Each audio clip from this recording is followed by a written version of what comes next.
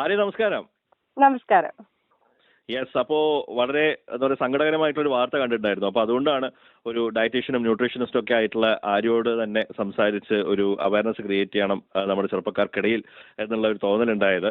അപ്പോ വളരെ വളരെ വിഷമമുള്ള ഒരു കാര്യമാണ്. മുമ്പ് ഇങ്ങനത്തെ സംഭവങ്ങൾ ഉണ്ടായിട്ടുണ്ടായിരുക. ഇത് എന്തുകൊണ്ടാണ് സംഭവിക്കുന്നത് ആൻഡ് എന്താണ് ഇതിന്റെ സൊല്യൂഷൻ എന്ന് പറയാമോ? ഇതിന്റെ സൊല്യൂഷൻ എന്ന് പറയുന്നത് ഇൻസ്റ്റന്റ് ആയിട്ട് പറയുവാണെങ്കിൽ പെട്ടെന്നുള്ള ഒരു റിസൾട്ടിന് വേണ്ടി നമ്മൾ ക്രാഷ് ഡയറ്റിന്റെ പുറകെയും അല്ലെങ്കിൽ ഫാസ്റ്റിങ്ങിനൊക്കെ പുറകെയും പോകുന്ന ഒരു അവസ്ഥയാണ്. പ്രത്യേകിച്ച് ഇത് കണ്ടുവരുന്നത് ഇപ്പോഴത്തെ ഒരു ന്യൂ ജനറേഷൻ ആണെന്ന് പറയാം. എനിക്ക് തോന്നുന്നത് ഇപ്പോഴത്തെ ഒരു സാഹചര്യത്തിൽ നമുക്കിപ്പോൾ ഒരു പെട്ടെന്ന് വെയിറ്റ് ലോസോ വെയിറ്റ് ഗെയിനോ ഒക്കെ വേണമെങ്കിൽ ഇപ്പോഴത്തെ അവരുടെ ഒരു സൊല്യൂഷൻ എന്ന് പറയുന്നത് ഇൻസ്റ്റഗ്രാം, അതുപോലെ ഫേസ്ബുക്ക്, യൂട്യൂബ്, ഗൂഗിൾ ഒക്കെയാണ്. ഗൂഗിൾ ആണല്ലോ അവരുടെ ബേസിക് ഡോക്ടേഴ്സ് എന്ന് പറയുന്നത്. സോ ഇതില് നമ്മുടെ പ്രൊഫഷണൽസ് അല്ലാത്തവര് ഇപ്പൊ യൂട്യൂബ്സിലായാലും ഒരുപാടുണ്ട് നമുക്ക് ഹെൽത്ത് ടിപ്സ് എന്ന് പറഞ്ഞിട്ട്. അവർക്ക് തന്നെ അവരിത് പഠിച്ചിട്ടുണ്ടാവില്ല. ഓക്കെ, പ്രൊഫഷണൽ ആയിട്ട് അവർക്ക് ഇതിനെപ്പറ്റി അറിയില്ലെങ്കിലും അവരിത് വന്ന് ടിപ്പായിട്ട് പറയുകയും അവരെ ട്രസ്റ്റ് ചെയ്തിട്ടാണ് ഇങ്ങനെ ഒരുപാട് പേര് എടുക്കുന്നത്. സോ ഇതൊരു ഭയങ്കര രീതിയിലുള്ള ഒരു ദോഷമാണെന്ന് എനിക്ക് തോന്നിയിട്ടുണ്ട്. മീൻസ് ഇപ്പോ എന്റെ കാര്യം പറയുവാണെങ്കിൽ തന്നെ ഇപ്പൊ ഒരു 5 പേര് കൺസൾട്ട് ചെയ്യാൻ വരുവാണെങ്കിൽ ഡെഫിനറ്റ്ലി ഒരു 4 പേരെങ്കിലും എന്തെങ്കിലും ക്രാഷ് ഡയറ്റ് എടുത്ത് ഒരു 10 kg കുറച്ച് എഗെയിൻ ഒരു 20 kg ആയിട്ട് റീഗെയിൻ വന്നിട്ട് ഒരു ലൈഫ് സ്റ്റൈൽ ഡിസീസും കൊണ്ടായിരിക്കും വരുന്നത്. മേ ബി പ്രീ ഡയബറ്റിക്കോ കൊളസ്ട്രോളോ. യെസ് ആണല്ലേ. ഈ വെയിറ്റ് പെട്ടെന്ന് റിസൾട്ട് ഉണ്ടാവുന്നതാണ് ഇവർ പലപ്പോഴും പോർട്രേ ചെയ്യുന്നത്. അതാണ് കൂടുതൽ ആൾക്കാരെ ഇതിലേക്ക് ആകർഷിക്കുന്നത്. പക്ഷെ തടി കുറച്ച ആൾക്കാർ കുറച്ചുകൂടെ കഴിയുമ്പോൾ അതിന്റെ ഇരട്ടി കൂട്ടിയിട്ടുണ്ടാവും. അറിയുന്നില്ല. അതെ അതെ അതെ അതെ ഇതിൽ നമുക്കിപ്പോ ഒരുപാട് ഇവിടെ ക്രാഷ് ഡയറ്റ് ഇപ്പൊ അറിയാലോ, ഇവിടെ സുലഭമാണ് നമുക്ക്. ഓക്കെ, ഇപ്പോ ഷേക്സ് മാത്രം കുടിച്ച് വെയിറ്റ് ലോസ് ചെയ്യുക, സപ്ലിമെന്റ്സ് എടുത്ത് വെയിറ്റ് ലോസ് ചെയ്യുക. സോ ഇതിന്റെ ഒരു റിയാലിറ്റി എന്താന്ന് വെച്ചാൽ ഇവര് മനസ്സിലാക്കാത്ത ഒരു കാര്യം, ഇതൊന്നും സസ്റ്റെയിൻ ചെയ്യില്ല.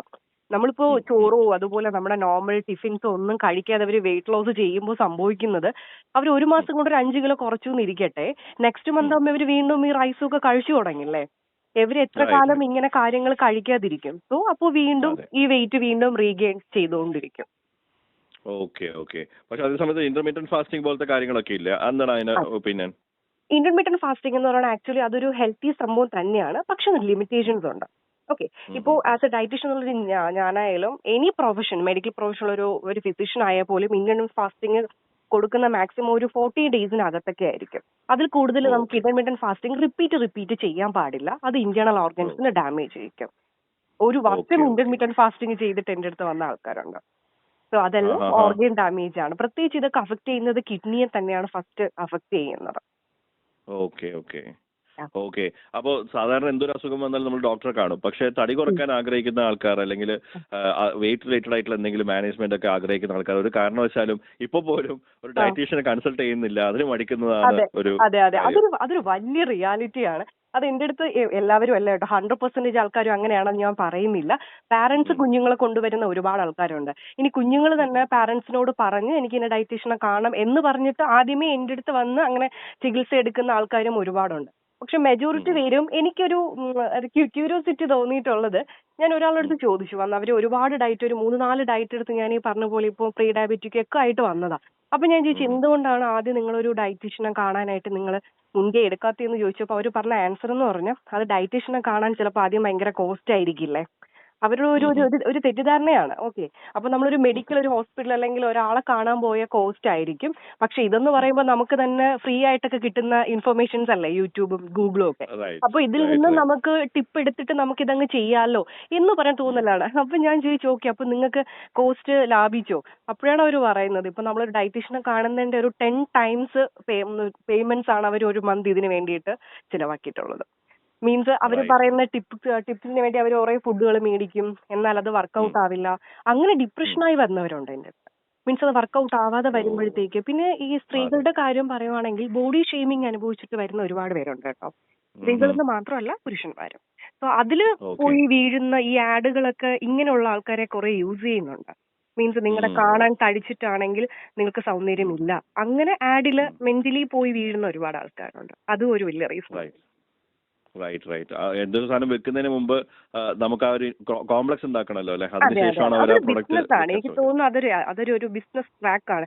നമ്മളിപ്പോ ഒരാളൊരു ഒബീസായി ഇരിക്കുന്നുണ്ടെങ്കിൽ നമ്മൾ ശ്രദ്ധിക്കേണ്ടത് അവരുടെ ബയോകെമിക്കൽ വാല്യൂസ്, മീൻസ് അവർക്ക് എന്തെങ്കിലും ഡിസീസ് കണ്ടീഷൻസ് ഉണ്ടോ, അല്ലെങ്കിൽ അവരുടെ ഉം. ബോഡി ഒരു ഡയബറ്റിക് ആവാനുള്ള സാധ്യതയുണ്ടോ, അല്ലെങ്കിൽ വണ്ണം കൊണ്ട് അവരുടെ ബോഡിക്ക് ദോഷമുണ്ടോ എന്നാണ് നമ്മൾ ആദ്യം ചെക്ക് ചെയ്യുന്നത്.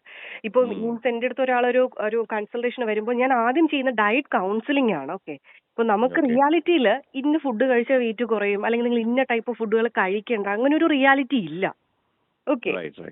അങ്ങനെ ഒരു ഫുഡ് ഇല്ല. അപ്പൊ നമ്മൾ ഓരോരുത്തരും ഓ. ചെയ്യുന്ന ജോലി അനുസരിച്ചിട്ട് അവർ എത്ര എനർജി ആണോ ഉപയോഗിക്കുന്നത്. ഇപ്പൊ നമ്മളൊക്കെ ഇരുന്നുകൊണ്ട് ജോലി ചെയ്യുന്നവരാണ് അല്ലേ, അപ്പൊ ഉം. നമുക്ക് അതെ. ഒരുപാട് കലോറിയുടെ ആവശ്യമില്ല. അപ്പൊ ഉം. അതിനനുസരിച്ചിട്ടുള്ള കലോറി എടുക്കാം. എന്നാൽ നമ്മൾ പുറം ജോലി ചെയ്യുന്നവരും ഇപ്പൊ ഉം. വാക്ക് ചെയ്യുന്നവരും അല്ലെങ്കിൽ പുറത്തേക്ക് ജോലി ഫീൽഡ് വർക്ക് അങ്ങനെ ചെയ്യുന്നവർക്കൊക്കെ കുറച്ചുകൂടെ എനർജി വേണം. സോ അതെ. ഇതിനനുസരിച്ചിട്ടാണ് നമ്മൾ എന്ത് ചെയ്യേണ്ടത്, ഡയറ്റ് എടുക്കേണ്ടത്. ഒരാളുടെ ഡയറ്റ് ഒരിക്കലും മറ്റുള്ളവർക്ക് കോപ്പി ചെയ്യാൻ പറ്റില്ല. ആ, റൈറ്റ്. അതൊരു അതാണ് വലിയ ഏറ്റവും പ്രധാനപ്പെട്ട yes, കാര്യം. അതെ അതെ അതെ. അതെ ഇത് ഇവിടെ നമ്മുടെ ഇപ്പോ സെലിബ്രിറ്റീസ് ആരെങ്കിലും എന്തെങ്കിലും ഒരു ടൈപ്പ് ഓഫ് ഡയറ്റ് എടുത്ത് വെയിറ്റ് കുറയ്ക്കുവാണെങ്കിൽ ഉടനെ അത് നമ്മുടെ കോമൺ പീപ്പിൾസ് ഉടനെ കോപ്പി ചെയ്യാണ് ചെയ്യുന്നത്. റൈറ്റ്. അപ്പൊ അവരോടും അതെ. ഞാൻ പറയാറുണ്ട്, അങ്ങനെ എന്റെ അടുത്ത് ആൾക്കാർ ചോദിക്കാനുണ്ട്, ഉണ്ണി മുന്തൻ അതെ. ഇങ്ങനെ ചെയ്തോ, വിദ്യാബാലൻ ആ. അങ്ങനെ ചെയ്തോ, അപ്പൊ നമുക്ക് ചെയ്തൂടെ. അപ്പൊ ഞാൻ പറയാം അവർക്കൊക്കെ പേഴ്സണൽ ഡയറ്റീഷ്യൻസ് ഉണ്ട്, കറക്റ്റ് അല്ലേ, അപ്പൊ അതെ. പേഴ്സണൽ ട്രെയിനേഴ്സ് ഉണ്ട്. അപ്പൊ അതെ. ഞാനും ഒരു പേഴ്സണൽ ഡയറ്റീഷ്യൻ തന്നെയാണ്. അപ്പോൾ അങ്ങനെ അതെ. ചെയ്യുമ്പോൾ നമ്മൾ റെഗുലർ ആയിട്ട് അവരെ ഫോളോ അപ്പ് ചെയ്യുക ചെയ്യുന്നത്. സോ ആ ആ. സമയത്ത് അവർ ഇങ്ങനെ കഴിക്കുമെങ്കിൽ അടുത്ത ഫുഡ് എങ്ങനെ കോമ്പൻസേറ്റ് എന്നുള്ളത് നമ്മൾ ഓൾറെഡി അവർക്ക് ഇൻഫർമേഷൻ കൊടുത്തോണ്ടിരിക്കും. പക്ഷെ സാധാരണക്കാരെ സംബന്ധിച്ച് അങ്ങനെയല്ല. അതെ. അതെ, രാവിലെ 10 ജോലിക്കൊക്കെ മുട്ട പോകുന്ന. കഴിക്കുമെന്ന് അതെ. മാത്രമേ അറിയാൻ പറ്റത്തുള്ളൂ. അതെ. അടുത്ത് കോമൺ പീപ്പിൾസ് ഉച്ചയ്ക്ക് ചോറും രാത്രി വീണ്ടും കുഴിമന്തിയും കഴിക്കും. അതാണ് നമ്മുടെ ഇവിടുത്തെ ഒരു രീതി. അതാണ് രാവിലെ ഭയങ്കര ഡയറ്റ് ഓക്കെ. ആയിരിക്കും. ഒന്നും ഭക്ഷണം ഒന്നും കഴിക്കില്ല. ഉച്ച കഴിഞ്ഞിട്ടാണ് അതെ കംപ്ലീറ്റ് ഫുൾ അത് നമ്മുടെ എല്ലാം കൺട്രോൾ എന്തോന്നോ എനിക്ക് കൊടുത്തോളൂ. തോന്നുന്നു ഇവിടെ ഒരു നൈറ്റ് ലൈഫും ഭയങ്കര ഇമ്പോർട്ടന്റ് ആണല്ലോ. സോ അതെ. അതെ, അപ്പൊ നമ്മുടെ ഇവിടെയെന്ന് വെച്ചാൽ മോർണിംഗും ലഞ്ചൊക്കെ എന്തെങ്കിലുമൊക്കെ ഒരു കാട്ടിക്കൂട്ടലായിരിക്കും മിക്കവാറും. എന്നിട്ട് ഡിന്നർ റൈറ്റ്. വന്നിട്ട് രണ്ടും കൂടെ ഒന്നിച്ച് ചേർത്ത് കഴിക്കും. നമ്മൾ നേരെ തിരിച്ചാ പറയുന്നത്. ആ. അതാണ് നമുക്ക് ഇവിടെ ഏറ്റവും കൂടുതൽ വയറ് ചാടുന്നതും കൊടുവയറ് വരുന്നതൊക്കെ കാരണം ഇതാണ്. സോ നമ്മളിപ്പോ പറഞ്ഞു ഓക്കെ. വരുമ്പോ നമ്മളിപ്പോ വണ്ണം കൂടുന്നത് മാത്രമല്ല നമ്മുടെ ഒരു ഡിസീസ് കണ്ടീഷനിലോട്ട് നമ്മുടെ ജീവൻ ആപത്തായിട്ട് മാറുന്നത്. ഈ പറയുന്ന പോലെ ഫുഡ് കഴിക്കാതിരുന്നാലും അത് ഈ പറയുന്ന പോലെ. പിന്നെ നമ്മുടെ ഇപ്പൊ ഒരു ശ്രീനന്ദയുടെ കേസൊക്കെ വന്ന് അതിലൊരു പറയുവാണെങ്കിൽ നമുക്കിതിൽ ആദ്യം ഞാൻ പറഞ്ഞ പോലെ ഡയറ്റ് കൗൺസിലിംഗ് വെരി ഇമ്പോർട്ടന്റ് ആണ്. കാര്യം ആ സമയത്തെ നമുക്ക് ഈ കുട്ടിക്ക് അനോറക്സിയ അങ്ങനെ എന്തെങ്കിലും ഒരു കണ്ടീഷൻ ഉണ്ടോ എന്നുള്ളത് നമുക്ക് അറിയാൻ പറ്റുള്ളൂ. ഇനി ഇൻ റൈറ്റ്. കേസ് ആ കണ്ടീഷൻ എന്തെങ്കിലും അല്പം നമ്മുടെ ഇപ്പോൾ ഒരു ആസ് എ ഡയറ്റീഷ്യൻ രീതിയിൽ നമുക്ക് ഹാൻഡിൽ ചെയ്യാൻ പറ്റാത്തതാണെന്നുണ്ടെങ്കിൽ അഫ്കോഴ്സ് നമുക്കൊരു സൈക്കോളജിസ്റ്റിനെയും കൂടെ ഹെൽപ്പ് തേടുന്നതിൽ യാതൊരു മോശമായിട്ടുള്ള ഒരു കാര്യമില്ല. ഓക്കെ, മേ ബി ചിലപ്പോൾ അവർ ആദ്യമേ ഇപ്പോൾ ആ ഒരു രീതിയിലൊന്ന് മുൻകൈ എടുത്തിരുന്നെങ്കിൽ, ഒരു സൈക്കോളജിസ്റ്റിനെയും കൂടെ ഹെൽപ്പ് തേടിയിരുന്നെങ്കിൽ മേ ബി ചിലപ്പോൾ അതിൽ നിന്നും നമുക്ക് രക്ഷപ്പെടുത്തിയെടുക്കാൻ പറ്റുമായിരുന്നു.